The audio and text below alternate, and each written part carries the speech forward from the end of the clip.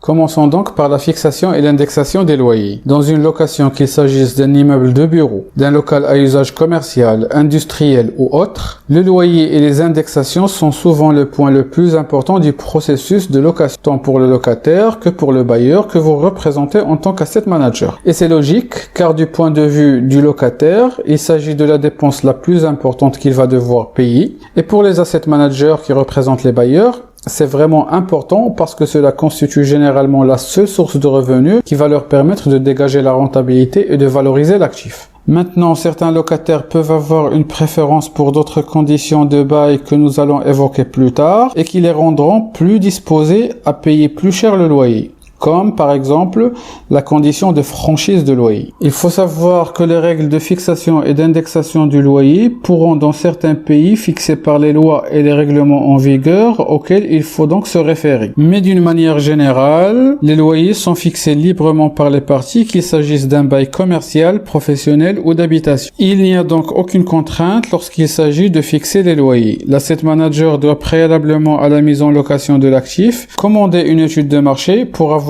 une idée du prix qu'il va pratiquer. Il faut savoir que le prix unitaire du loyer varie généralement en fonction du type d'actif. Est-ce que c'est un actif résidentiel, bureau, commercial, etc. De sa situation géographique, de sa superficie. Généralement, le loyer unitaire le plus cher sera attribué à la petite surface. Le loyer dépend également de l'activité qui sera exercée dans l'actif. Une activité de restauration, par exemple, aura un loyer unitaire plus cher qu'une activité éducative comme une librairie, par exemple. En ce qui concerne l'indexation ou la révision des loyers, cela pourrait se faire d'une manière conventionnelle.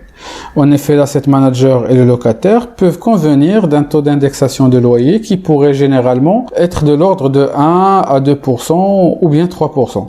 Et parfois, ils peuvent convenir ce taux sur la base de l'évolution historique des loyers. Toutefois, dans certains pays, cette révision est encadrée par la loi à travers des taux fixes. Par conséquent, les asset managers, dans ce cas, n'ont pas une grande marge de manœuvre lors de la négociation des conditions de révision des loyers. Aussi, l'asset manager et le locataire peuvent convenir d'un loyer progressif avant d'atteindre un loyer final ou définitif. Toutefois, il faut être vigilant ici sur la base de calcul des taxes et des impôts. Encore une fois, chaque pays a ses spécificités et vous devez vous renseigner sur ces spécificités.